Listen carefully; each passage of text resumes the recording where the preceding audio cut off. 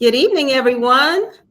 How are you today? Welcome back to our live Welcome, episode, first welcome.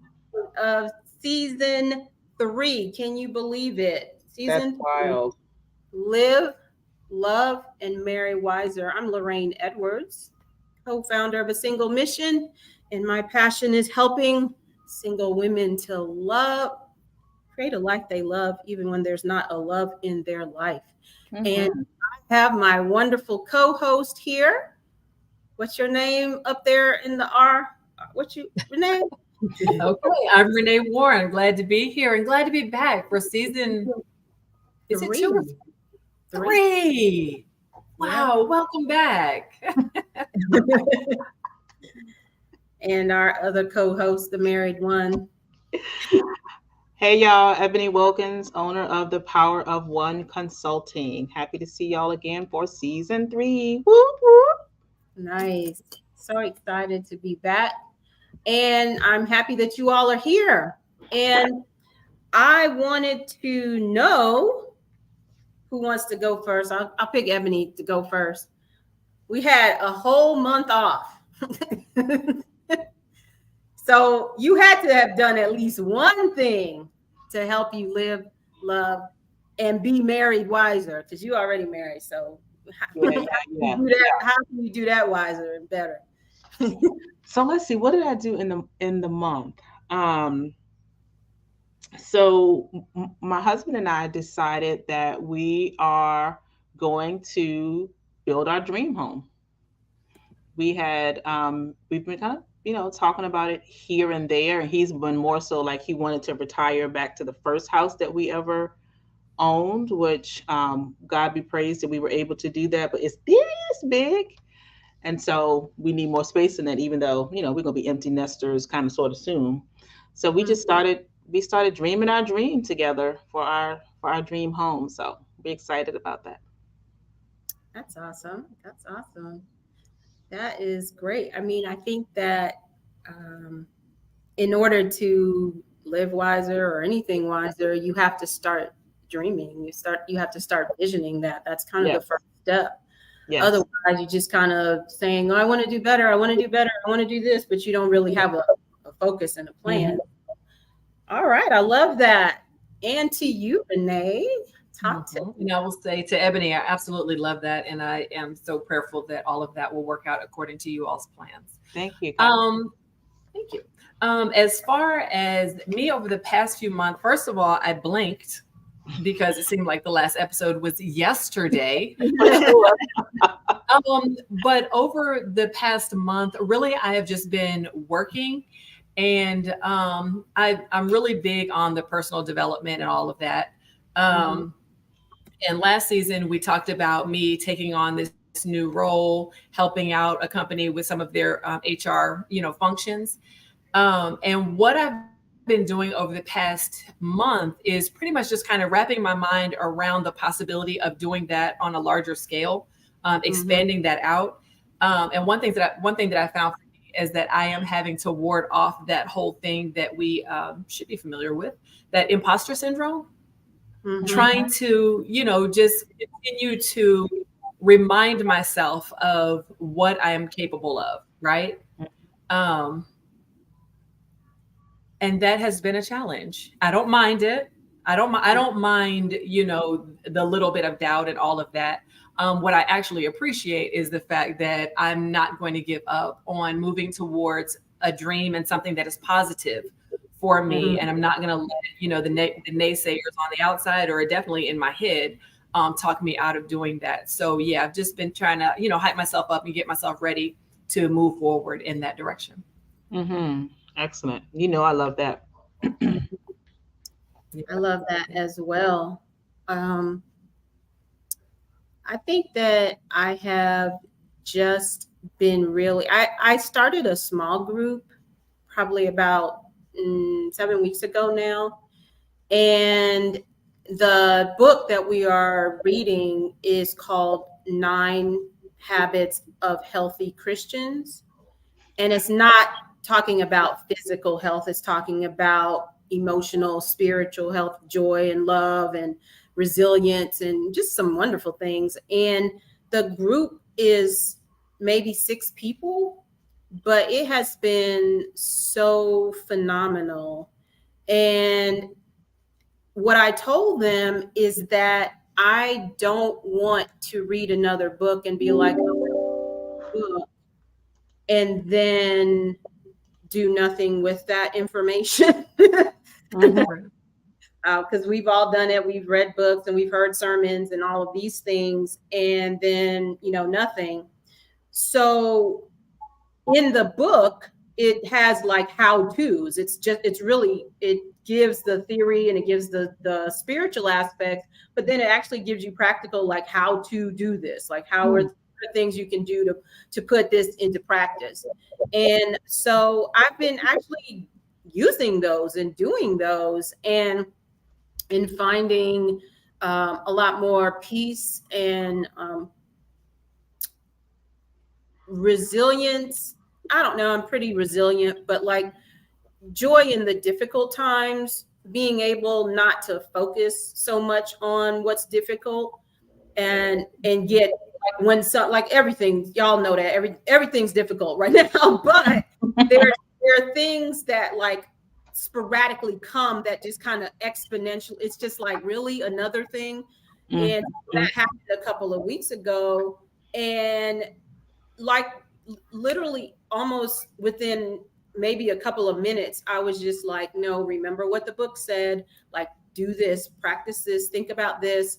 And it changed the trajectory of my thought. It didn't change the situation, but it changed like how I was feeling about it. And so I mean, I just think that is just, life.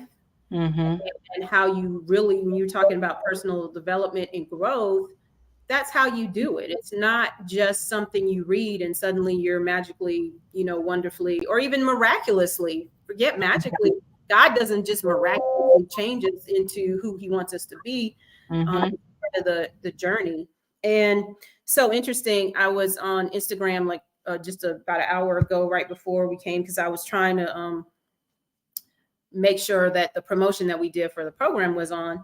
And one of our former guests, Jennifer Patterson, she's on a trip in Seychelles, and she had posted something, and she said something, and I don't know if she wrote something, and that thing resonated with me so powerfully. She said they were climbing up this mountain today, and she said it was rough and all of this, but she said the view is worth the climb.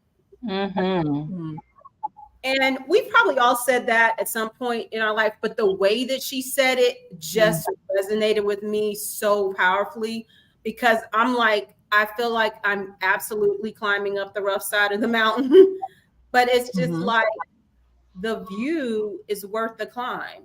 Like to get to that place, yes, it's rough, yes, it's hard. You may stumble, you may be like, I'm tired and you whatever. But like when you get to the top, and she showed that it's like amazing. And so for all of us who are like doing the thing right now, whatever you're doing, and it may be rough, you just feel like, but the view is worth the climb. I love that. And if you stay on the ground, you never get to see that. So yeah, I'm gonna steal that and write a sermon or something about it. I said I actually was thinking that would be a great book title. So I'm just gonna, be a bit transparent with our guests today. We are okay. No, we are missing our guest right now, and he just emailed me. So stand by, y'all keep talking. You said something that I wanted to comment on, and then I got distracted by the view is worth the climb. So that thing, went ahead and set my spirit as well. But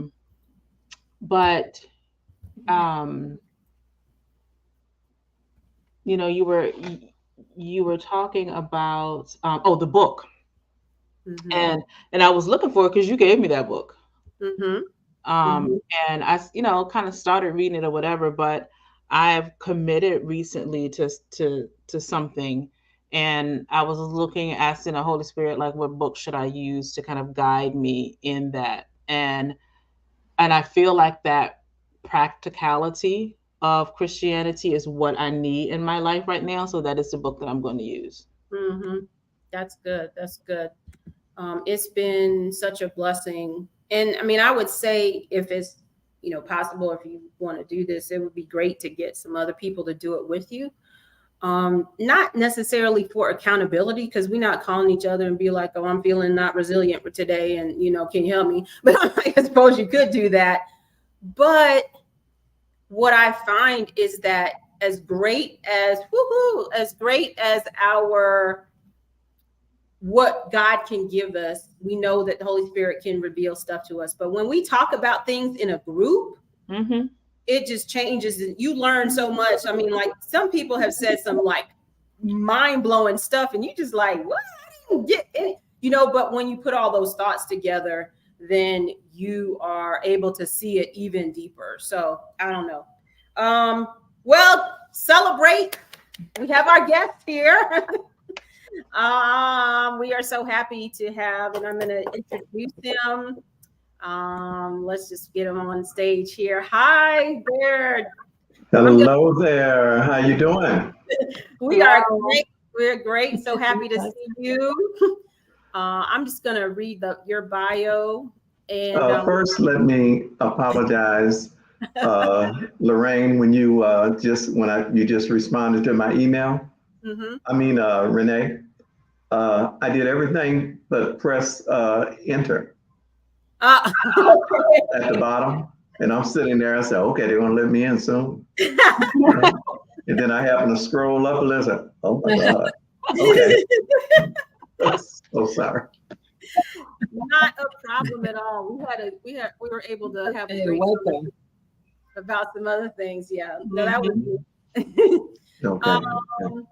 So our guest today, who we've been like promoting this for weeks and a week, and just like pushing it because we wanted you all to be here to hear him. Our conversations with him already have just been fantastic, just in preparation. So I think that you will definitely be blessed.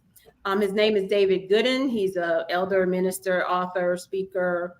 To say he's lived a very eventful life is an understatement. He was born in Xenia, Ohio, but he was raised in Elyria, Ohio. He'll get that straight for me. He got into the music industry in his early 20s as the manager of a band and as a concert promoter, and worked with some big name groups. He didn't know this would lead him down a road of destruction with drugs that would almost take his life. He moved to Atlanta, Georgia, where he would meet his wife, Cynthia, and give his life to God, and his life would be forever changed. Cynthia and he would get married and have to find a way to blend 9 children with 6 outside parents, which would lead to some of the most difficult times a marriage could endure because they were so unskilled for the task, and they could find no one to help them that understood the dynamics of a blended family.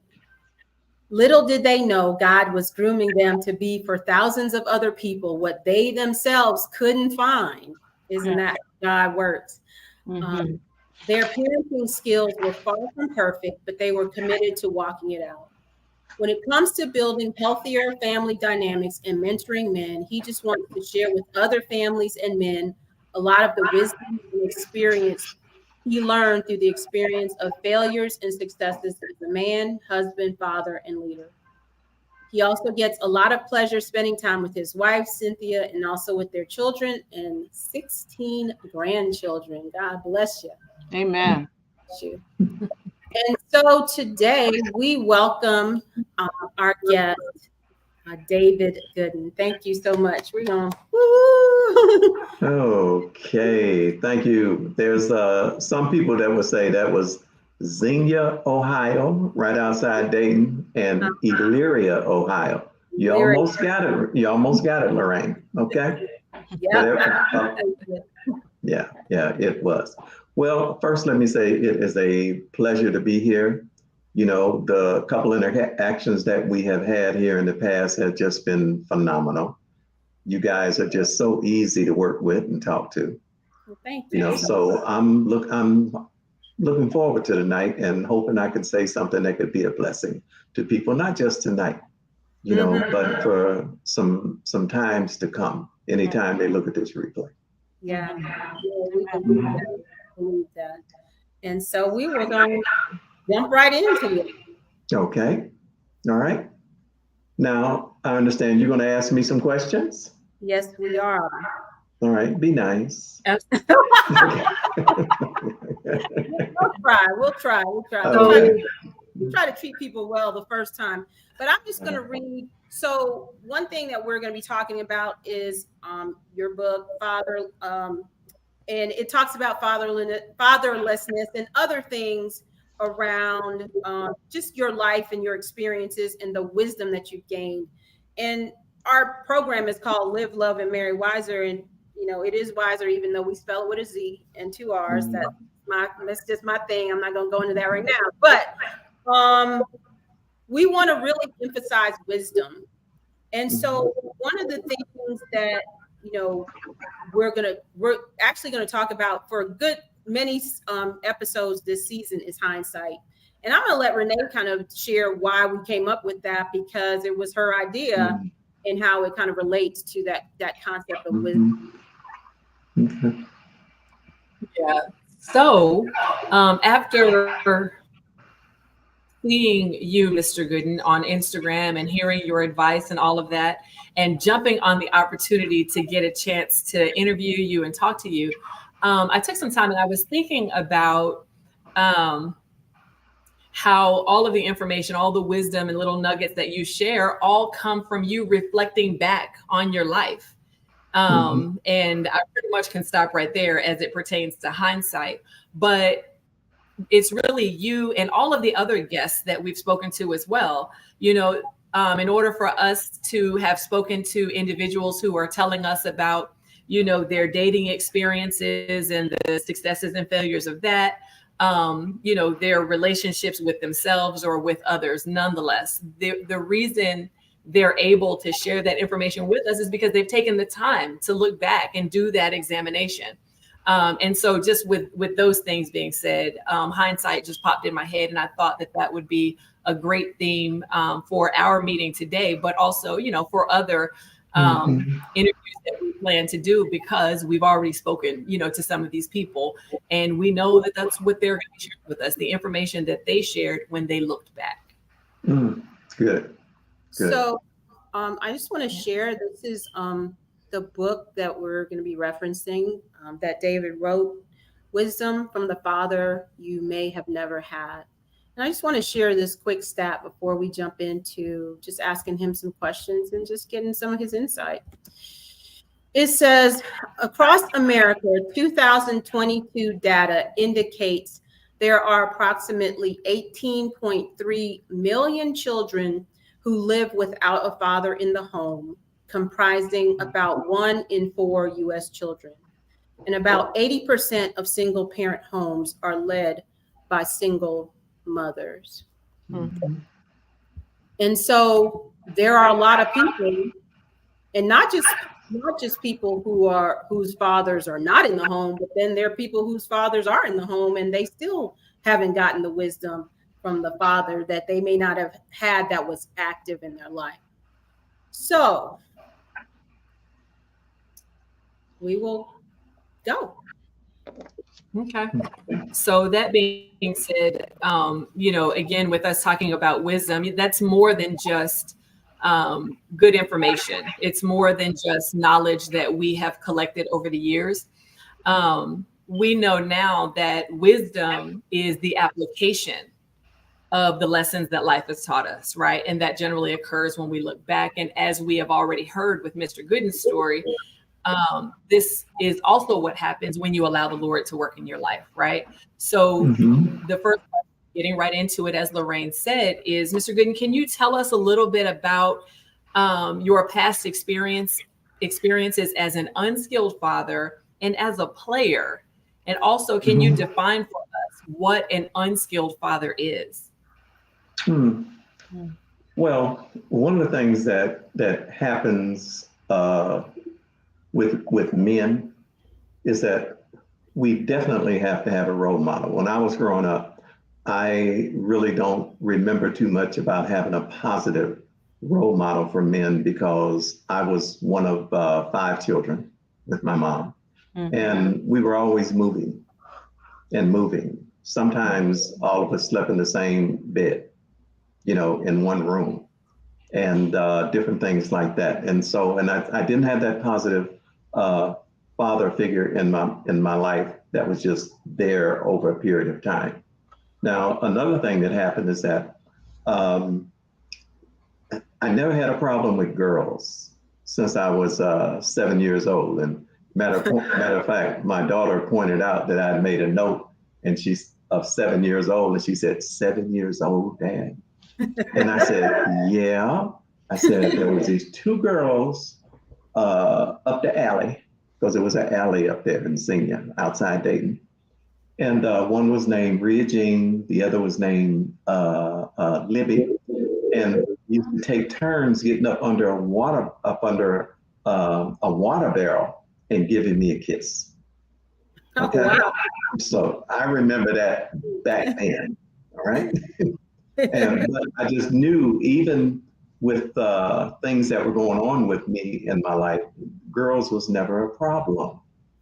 And one of the things I think that kind of set the tone is that my father, actually my name was changed 3 times before I was 7.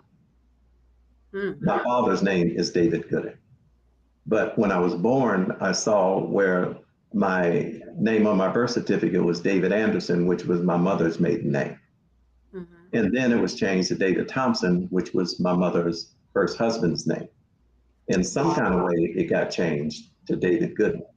But my father, David Goodin, could have driven to my grandmother's house in 5 minutes to see me the 7 years that I was there in Xenia, but he never did. And actually with my biological father, I didn't spend my first night with him until he was 80 years old. Mm.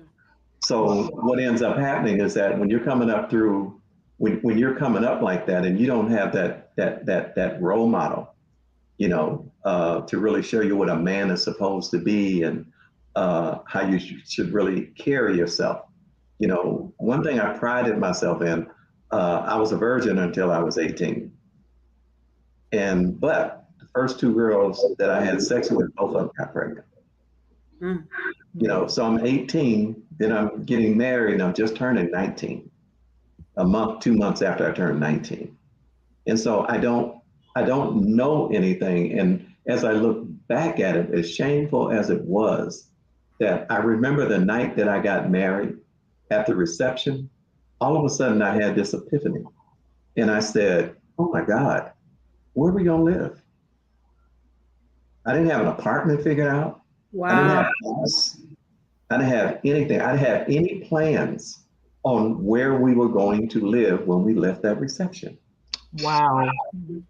Which shows you, just now my parents should have had me better prepared for that.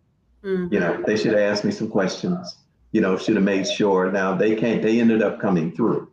But I'm saying that's beyond irresponsible, for a man, and you just got married and your wife is pregnant. Mm. So these are things that that I just didn't. So I ended up in a divorce. I ended up, with another woman. And matter of fact, I was telling one of my sons, I said, just as a result of that, I just went through so many women when I was younger, especially from 18 to 25. Mm-hmm. I think 25 or 27, with no conscience of what I was doing. Mm-hmm. With and I guess one of the things that has inspired me to do some of the posts that I do, some of the videos, that I do, is that I use me as an example of shortcomings and lack of responsibility and integrity and so on and so forth, because I can't get mad at me. but I also refuse to bash another man who may be where I was at one time. Right. Because I was that man at one time. Mm-hmm. And I know that if he gets in the right atmosphere, that there's even hope for him. Yeah. Because if there was hope for me, there was hope for anyone. No, I love that. Mm-hmm. So can you talk about the impact? Obviously, we have you on here because there's been a transformation and all these good things, and you're doing these good things. But we want to talk about at the time from 18 to 25. Can you talk about the impact of your decisions on the people around you, your family, your children Mm-hmm. that you were involved in, and just even yourself? Yeah. Well, one of the things that I really regret is that my children, I was always introducing them to another woman, which had to be very confusing to them. Because I would, at least my son, I'd get him every other weekend. With my daughter, that was a little bit more difficult, to be able to get her and spend time with her. But I was always introducing them to another woman, like, oh, this is this person, this is that person, this is that person. Not even thinking, what I'm doing. Mm-hmm. And not just that, when I look at how insensitive and how irresponsible I was to women who actually loved me, who actually cared about me, Mm-hmm. and how reckless I was, with that.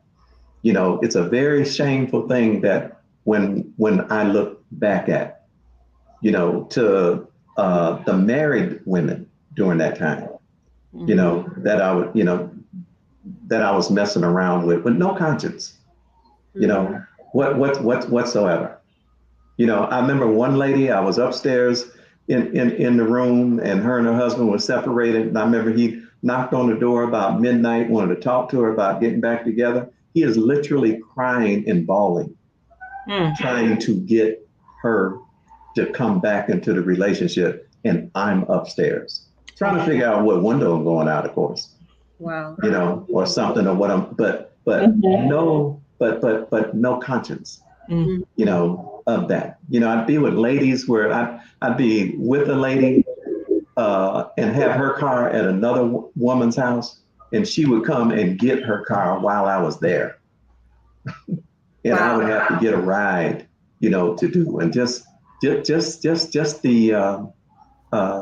insensitivity, and because I didn't even start doing drugs until I was 27, but I just started drinking a little bit, but it was just and I think a lot of that came from, like, in the neighborhood that I grew up in, everybody messed around. When the husbands went to work or something like that, or the wives went to work, the boyfriends came. Wow. And all of us growing up, we saw that, and we really kind of thought it was normal. Matter of fact, Normalize that. yeah, we normalized it. And matter of fact, I remember my first wife, she was so upset that I was seeing this other girl. And I'm saying, it's really sad because I am married at that time, okay? But I'm saying, why are you tripping so? When, this is what I've known her since she was 11 years old. I mean, we grew up in this. This was normal. What's your deal? Why are you making this big a deal? Wow. But and that's basically it. And so I try to talk to men in a way by using myself as an example on how not to set that example, for your children and for yourself, not only as a man, but a human being.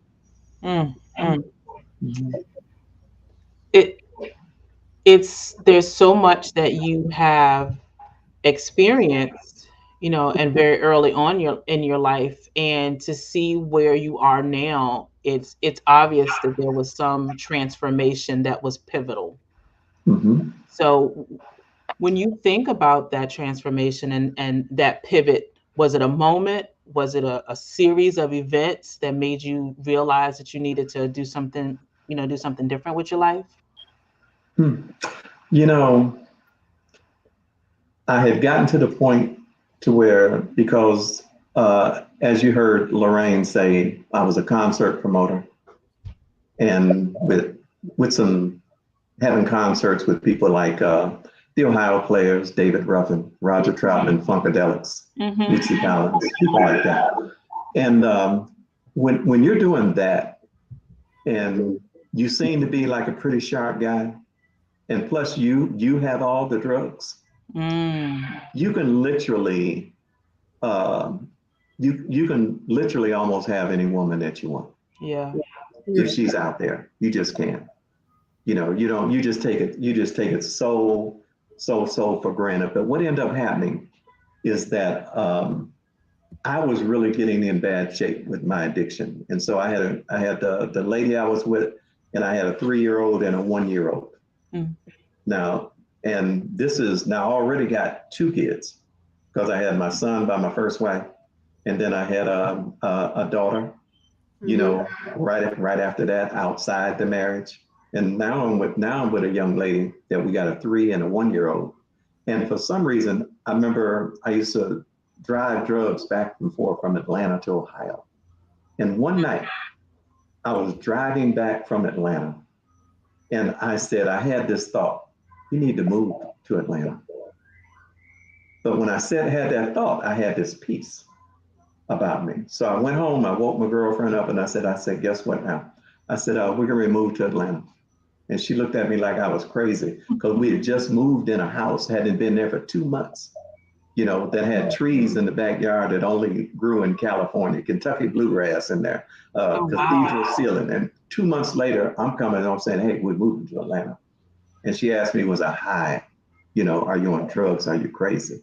But then when she saw people at the college she was going to that were trying to get her to sell her drugs, she came home one day and she said, you know what? We need to get out of here. So what we did, we left Ohio in the middle of the night. Didn't tell anybody we was going but our parents. Wow. And ended up in Atlanta with hardly no money or anything. But ended up in Atlanta, which turned out to be the best thing for us and our children. About a year later, I met a young lady who ended up being my wife. And at this time, she doesn't know it, but I'm accumulating so many drugs. Sometimes, I do about $2,000 a week in cocaine. But now my respiratory system is breaking down. My nose is running 24/7 if I don't snort cocaine. And she knew nothing about that, because I could keep that, because that wasn't her world at all. But anyway, she told me, she said, well, if we're going to date, she said, you're going to have to go to church. And I told her I don't do church. Matter of fact, I said, I don't even drive by churches. Shoot, I remember riding down the street, because I always had convertibles. And I saw this girl that I knew, and she said, I slowed down, and she said, David Goodin, you ain't nothing but the devil. And I said, that's me, baby. I am the D-I-B-L-E. I was so bad, but she was so cute. She was wearing some Daisy Dukes. And okay. I told my daughter, I said, look, Beyonce didn't have nothing on your mama. Okay. So I figured that maybe I would go a couple times, and so I begin to go. And one of the things that happened as I went, I just went because, to appease her. I'd be had a reefer in my pocket, sitting up there in the balcony, waiting to go out the door, go home. I didn't believe in them tithes, and I saw her put a $50 bill in the offering plate one time, thought she lost her mind giving her money to this man. And I'm saying to myself, I see why you need me, because you don't know what to do with your money. Although I'm living with her and driving her car. Okay. All right. But that's kind of where things started to change. And I started wanting to, one night, Demond Wilson Lamont from Sanford and Son was preaching at our church. And I decided that I felt like, he did this thing. He said, if God couldn't look down on you and say, this is my son, this is my daughter, in whom I'm well pleased, he said, I want you to raise your hand. So shoot, I raised my hand because I knew that, but out the corner of my eye, I looked at my girlfriend and she didn't raise her hand. And I'm saying, how come you ain't got your hand raised and you're living with me, but I didn't bother. So he told people to come down to the front of the altar. And I remember my foot wouldn't move. And I heard him pray, and he said, Satan, I take authority over you and trying to hold these people back. And he said, I command you to loose those feet. When he did that, my feet moved. Wow. And I made it down the steps. He did this prayer. And when he did this prayer, I felt something come over me. And I was saying to myself, now I know what it feels like to be high. It's a little bit different. And so I go back to my seat. Me and my girlfriend go home. I'm still checking out how I feel. We pull up in front of the apartment. I look at her and I said, you know what? I said, I don't know what's going on. I said, but the next time I sleep with a woman, she'll be my wife. And I moved out. Wow. Moved out. And later, a couple of weeks later, there was, I was getting ready to do a drug deal. And it turns out that I was the only one that they wanted that night. And during this particular drug deal, the narcotic agent didn't see the deal take place. And he was wired for sound, but his wire didn't work that night. So he had to go use a telephone. So people came in, there was a party going on. There were some people who went to jail that night. And so I was one of the last people standing there. And this policeman asked this narcotic agent, can this guy take his hands down? And he said, yes, he can. He said, David, he said, I know you the one that did it, gave it to her, but he said, but I didn't see you. I know where you're going. I know what you're doing. He said, I hope I never see you again in your life. And I said, man, you'll never see me again in your life. And so then what happened? He shut the door. I called a cab home. And in the back seat of a cab, up under my breath, I told God, I said, God, I get the message. I said, I'm either getting killed or I'm going to jail. I said, my kids are going to wake up and find out their dad's a drug addict and a drug dealer, and it's going to kill my mom. I said, I'll make you a promise. I'll never do another drug or sell another drug in my life. That next morning when I got up, I didn't have any breathing problems. I didn't have a runny nose. I didn't have any evidence in my body that ever did drugs before in my life. It was just all gone. And that was 37 years ago. Wow. Wow. Yeah. That's an amazing story. Yeah. So there's somebody's listening who might be struggling, or who will listen in the future. They might be struggling. And that story sounds amazing. Like, okay, you were doing all this bad stuff, and then you just gave your life to God, and boom, everything was great. But I'm gonna maybe that it didn't go quite that easily. So what are some of the challenges that you face when you're this person, God changes your life, and you want to be this person, but then all the other people around you are like, no, you're this, you're that. Like, what are some of the challenges you faced in trying to make those changes? Well, one of the first things that happened is that it just seemed like I was enlightened in so many areas in my life, but it was like a light was shined on me, and some of the pain and destruction that I had left behind me in other people's lives, especially with my children. And so the first thing that I wanted is that I wanted this new life that I see that I'm experiencing. I wanted all of my children to experience this. And at this time, I have 5 by 4 different women. All right, because me and my wife have one now. And so, which was the lady that I was that I was staying with. I left a little part out when I said when I moved out, and after I got saved, when Damon Wilson was preaching, we told someone, said, you know what, I think I need some of that Holy Ghost stuff Lamont was talking about. I said, and a friend of ours said, well, you listen to this preacher on the radio. But I listened to him to make fun of him because he was just real cocky, and he was just I just listened to him for entertainment.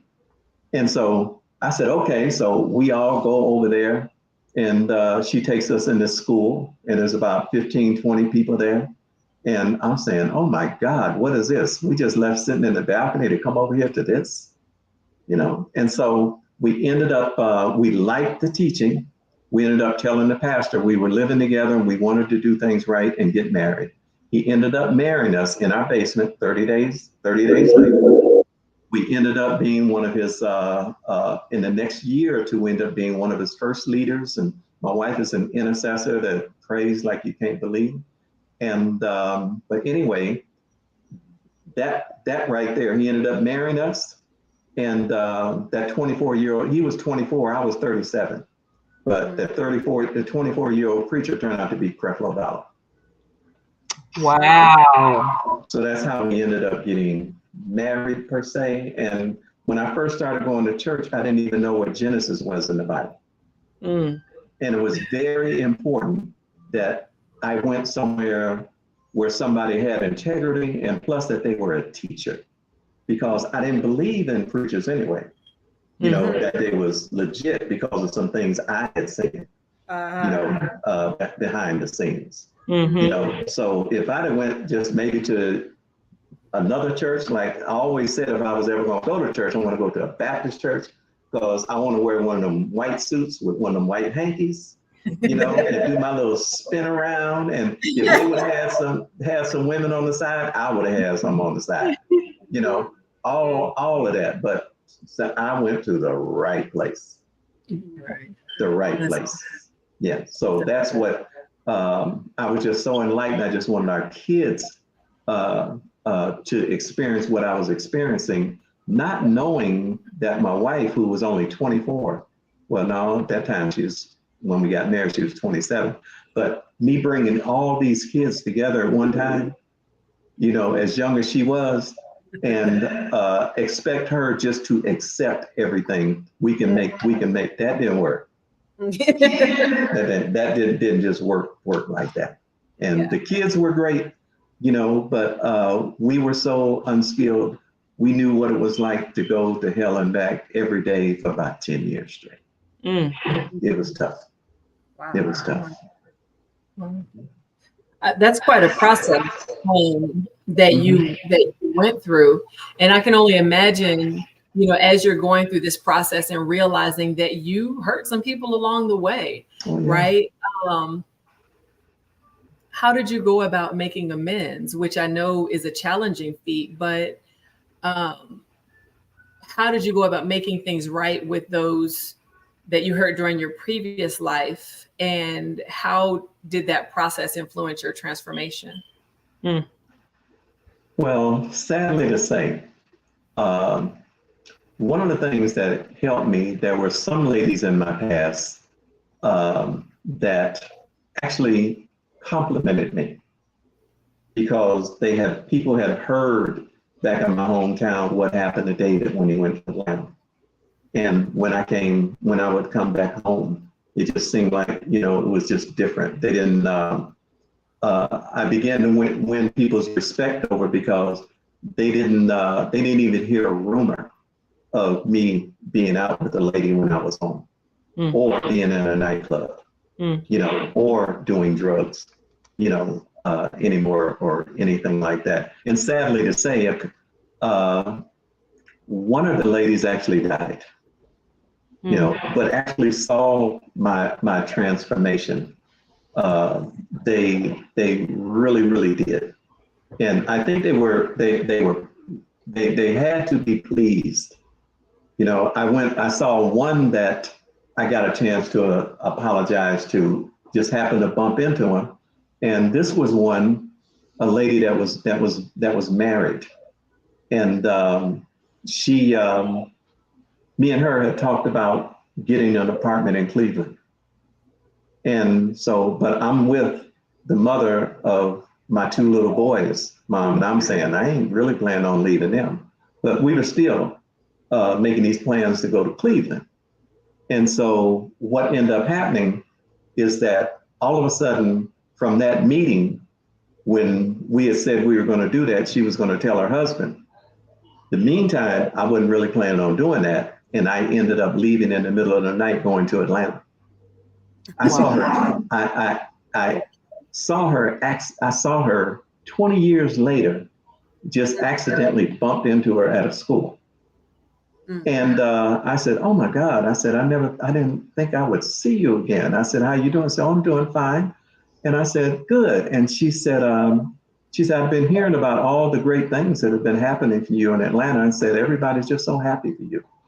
And she said, "But you know what? There's one thing I never dreamed I would get a chance to tell you." And I said, "What's that?" And she said, "Do you remember when we talked about getting a place in Cleveland, when you were still in Ohio and all that?" And I said, "Yeah." She said, "I actually went and told my husband that you were the guy that I wanted and that we were going to get us our own place in Cleveland." Wow. And she said, "You know what?" And that he and I were going to separate. And she said, "Do you realize once I told him that this is the first time I have seen or heard from you since?" And I said, "Oh my God." I said, "I am so sorry." And she said, "No, it's good." She said, "We're good." She said, "I just never thought I would get a chance to tell you it." Wow.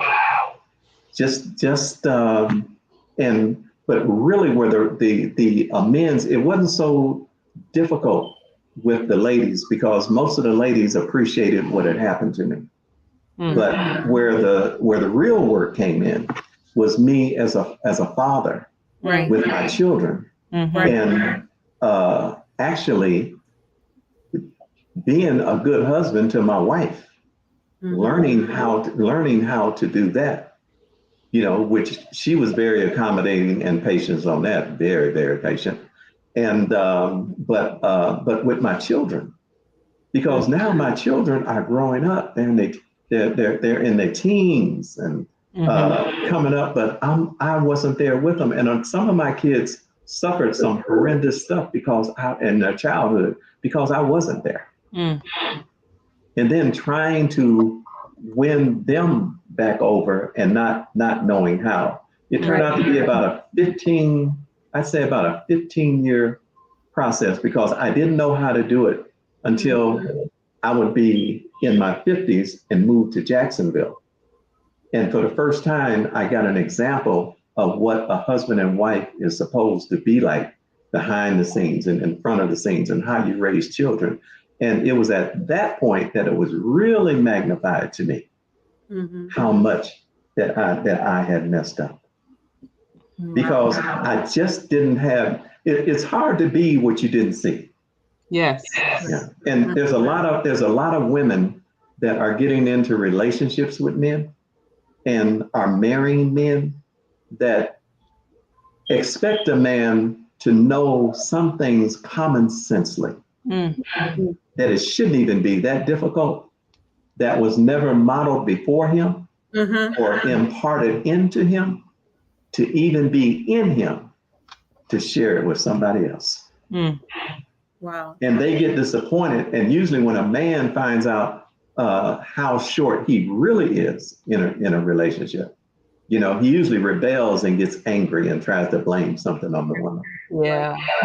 Instead of like what I'm doing, I just started a men's mentoring group, where we're getting men, and those are the kind of things we're talking about and showing them how to navigate, through those type of things. Yeah. I mean, that can definitely. You're actually. I'm sorry. I was just saying that can be really challenging because the reality is that most of us go into any relationship, whether it's marriage or friendship or whatever, with our assumptions about what the other person is going to do because it's how we think. So when you say we think it's common sense that you would do X, Y, Z as a man, and you're saying, hey, it's not common sense for many men. And so, yeah, I'm sorry. Go ahead, Renee. No, that's okay. I mean, everything that is being shared right now kind of leads into the next question, which what were some of the factors that allowed you to be able to develop into or to develop healthy and fulfilling relationships, as a spouse and with your children? Being teachable and being being teachable, having a willingness to do better, and just facing the truth, of just what I don't know and what I didn't know, and then seek a way to learn how to do better. Give me some examples, on what I do. Just I had to have hard conversations with my children, because I tell men and women that when your children are grown, they will tell you what they think about how you were there for them and how you raised them. It's true. And a lot of times kids, they hold that in for 5 to 10 years before they tell you. And one of the things that's very important is that when your children do come to you like that, is how the parent responds. The worst thing we can do is share with a child where we were in our life, and you just don't know what I was going through. Because that don't mean crap, because they were just a child. Yes. So the best thing we can do as parents is just to say that I am so sorry. What can I do? I didn't really sit down and listen to the things that they're sharing with you, without taking it as a personal attack on you. And what can happen if you handle that right, then you can begin to have a relationship with your child that you probably wouldn't be able to have at all, if you do that. But you got to be teachable. You got to have a want to, and you got to love your children enough, love yourself enough, and love your spouse enough. I just wanted to do better, and I didn't. And I think it's in the book. All of my posts, everything, pretty much what I do comes out of the book. But I think I even shared this in the book. I did a video on it. And I remember right before we were moving to Jacksonville, I'm in my 50s. And I heard this preacher preach a message. And this is where you talk about having an epiphany. And all my children are grown and out of the house. All we have is a 12-year-old daughter left in the house. And he said, some of your children get ready to turn 18. And you're going to ask your kids, you're going to say, son, daughter, you're about to turn 18, get ready to be grown. What you going to do with your life? What are some plans? What are some of the things that you're looking at for your future? And he said, some of your children, not all of them, he said, they should turn around and look at you and say, Mom, Dad, I'm going to do exactly what you prepared me for. Nothing. You taught me how to get an education. Wow. You taught me how to keep a good job and keep a roof over my head, but you didn't teach me about life. I didn't see a healthy relationship between a man and a woman, between you and Mom. I didn't see you pinching her on the butt and teasing and you pinching her on hers and all that. You never sat me down and told me how much that you love me and how much you appreciate the things that I'm doing and you see how I'm doing it. You never taught me how to receive love from another person, that's going to love me one day. I'm going to do exactly what you prepared me for. Nothing. Because too many times we as children, and this is what I discovered that I did, is that we let our children out of the house as damaged goods. Yes. Because our children will not find out what they learned from home or what they did not learn from home until they get into a long-term relationship or marriage. And then they will be exposed for what they know or what they don't. Because no matter what kind of house your children stay in, no matter what kind of car they drive, what kind of job they got, the most important thing that will be to those children will be, do I have somebody in my life that I just love the ground they walk on? And I know that they love me too, and we know how to communicate that together. And so when I saw that, I asked one of my sons, this is when that video comes on with my son, and I said, what do you do? when you find out that you could have raised your children different, because I always prided myself in treating them all the same, but now finding out and knowing that they weren't the same. I said, what do you do when all of them are gone, when I see that you guys weren't the same, but you were all individuals? But now you're all grown and all we got is this 12-year-old. And he said, Dad, there's nothing that you can do but one thing. I said, what's that? He said, why don't you just start now? And I said, oh, okay. And that's when we just started trying to be there for our children when they needed us. Just trying to be there. It took us 10 years to win their confidence over. But all of the children, which we have tremendous relationships with all of our children now, but all of our children say when we went to Jacksonville and we began to see the role models that we were linked up with, that we had to be around 7 days a week, for years. And he said, something happened to y'all in Jacksonville. And that's what happened. We had role models to where we learned and we gleaned from, and we took it personal and wanted to apply it in our family.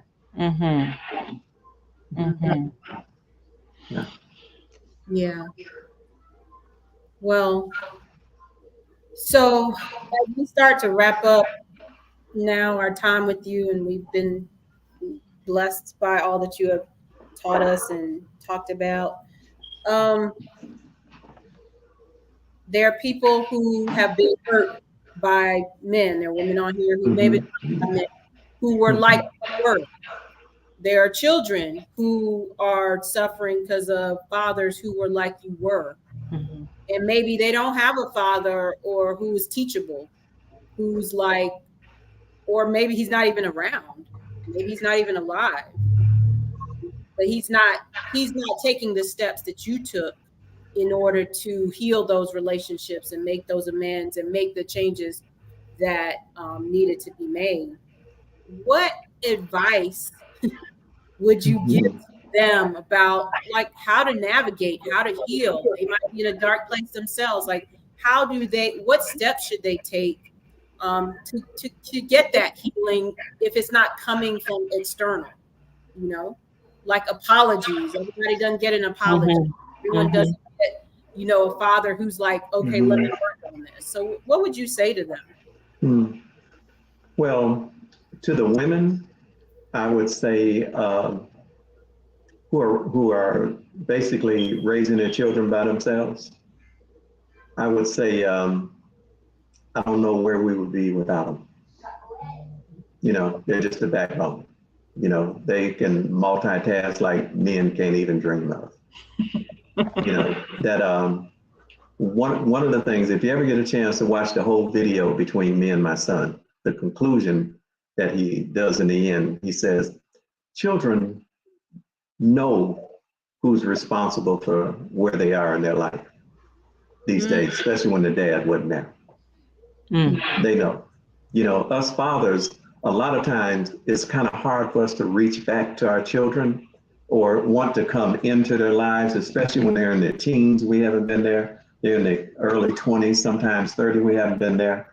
Most of the time it's because we don't think we have a right to. Especially when we see our children doing well, knowing that it's not because of us, but in spite of us. Wow. But one of the things is that that's always true is that children always have an inside desire to have a relationship with their fathers. And so the best thing that a father can do is that you, when you do come around, you can't act like you've always been there. And start, telling kids what to do and trying to give them instructions and all that. No, you got to walk real light, because when there's a restoration of a father-son-daughter relationship, wherever that relationship goes, if it goes anywhere, it's always determined by the child. How far it goes, how much they let you in. The only thing that a child wants to see from a father is effort. can I see some effort? Right. I know mom's not letting you see us. I hear the phone calls. I see this, what's going, but can you prove to me that she's wrong by continuously showing effort and still trying to do this? And still, can you let me do that? Because one day that child's going to be 18 and they're going to be able to choose what they want to do. But the children want to see effort. And most children, will let you back in. Now, they won't trust you for a while because they're used to you dipping in and dipping out. So they're going to watch you from a distance for a while to see if you have any consistency in this thing before they really open up to you. Yeah. But it is possible. It takes an open mind for the children, and it takes consistent effort on the part of the father. The mom is going to get all the rewards of everything as that child grows. And hopefully, she's has found her someone else that she has had a tremendous life with. All right. Okay. So the other thing that we want to say is that you and your wife have, well, we talked about the book, and this is the name of the book, and there's actually a link in the description of this video where you can get the book on Amazon. The book looks like. But you and your wife actually are marriage coaching, and you have the mentoring, and so anyone who's like, they might want to take the step to get some of that. GoodinFamilyAffair.com. You can go there. It's also in the comments so that you can click there to get it. But I just want to end with this scripture because we like to do that here. Renee, go ahead. Yeah, I actually wanted to share my review of his book before we conclude, if that's okay. Okay. But I also want to say that he just quoted a part of the book that I have underlined in circles and all kinds of wonderful things. When you were talking about how well the children turn out, even if it's not a result of you being in their, excuse me, I don't have my glasses on, even if it's a result of you not being in their lives, but in spite of you not being there. I thought that was a pretty powerful statement. But I do want to share with you, and I'm going to put my glasses on to do that. All right. So David Goodin's book, Wisdom from the Father You May Have Never Had, Insight and Lessons from the Heart, is a compilation of relational stories and many bulleted points that I would describe as the counseling you didn't know you needed. It's the pulling back of a curtain that allows you to see into a man that isn't often spoken of, not that there aren't many like them. My biological father, who's now deceased, was very much like him.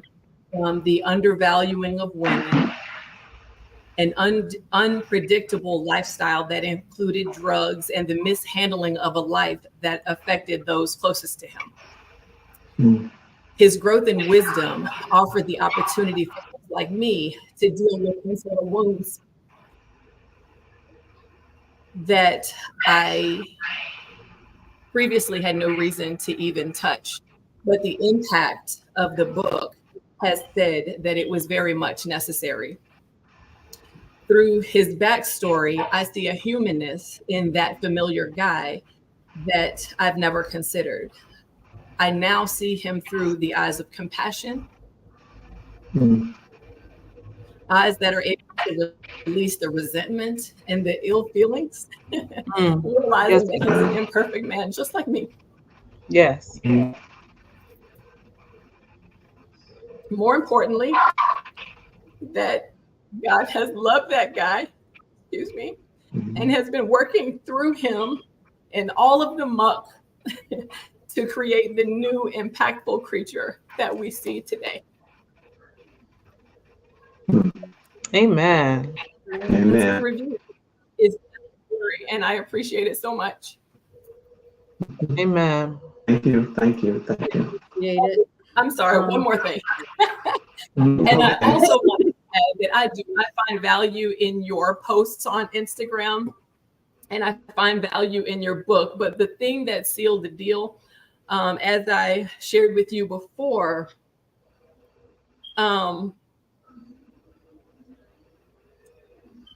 I know that what you are talking about in your post and in your book, it's not just fast talk from a guy who has learned how to say all the right things.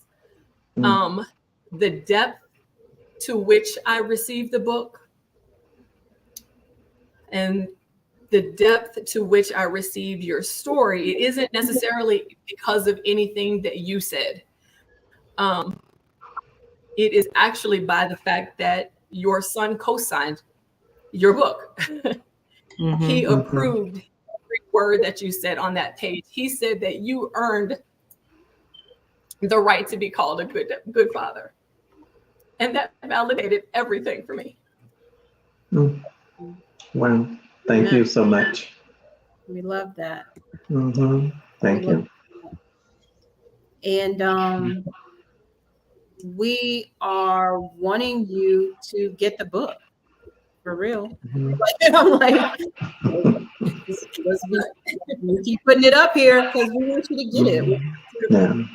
Not just to support him, you know, financially, though that's great too. But because I think that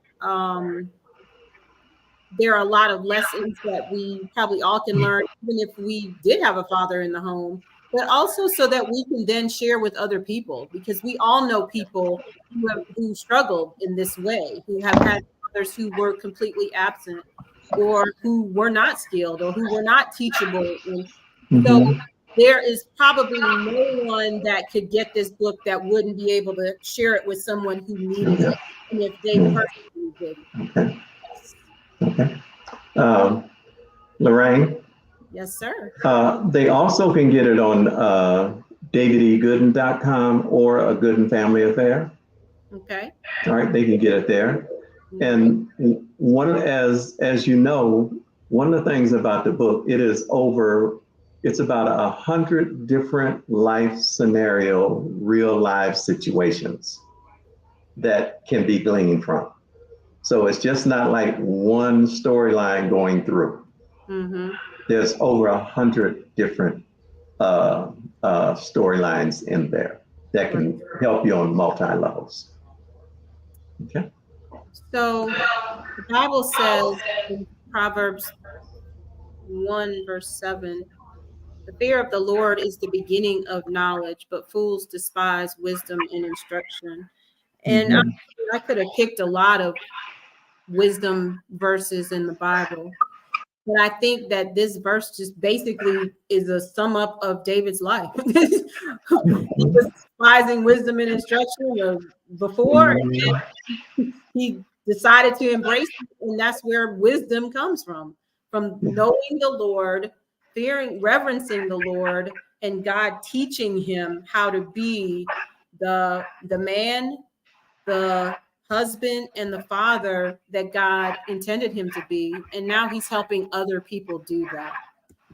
And so no matter what your situation is or what you've done in the past, God is a restorer. God is a healer. And God is there. If anyone lacks wisdom, let him ask of God, who gives to all men liberally and does without reproach. So just ask, how do I be a better person? How do I become a better parent? How do I become a better spouse? How do I become a better whatever it is that God has called you to do? And he will bless you with the wisdom to do that. We are so grateful to you, David, for joining us. And we are excited about having the world be able to hear your story from this platform. People who didn't know you have a lot of people who listen to you on Instagram and know you, but our platform may not. And so now we've exposed you to them, and they can share this with so many other people. I appreciate that. We look forward to hearing more from you, and maybe you'll join us again one day on this program, on this platform. Would love to. Thank you so much. Okay. So, all right. We will talk to you soon. And so, as we end now, we thank you for sticking with us if you were able to. And we appreciate you. And we want you to not just hear, not just applaud, but to actually act on. Because they're probably in all of our lives, there's some area where we're being foolish. And God has said, there's wisdom available. Please accept it. And please hit the thumbs up button. I need you to do that because that's how we get this out into the public. You know, it takes like less than a second for you to hit that thumbs up button and to share this. Please subscribe, share this with other people. And if you ever need a speaker at any of your women's events or singles events, you can book at asinglemission.com. Again, please comment, share. All of that triggers the algorithm so that we can get the message out. And so, from my co-host and me, until next time, make choices that will help you live, love, and marry wiser. God bless you. Bye all.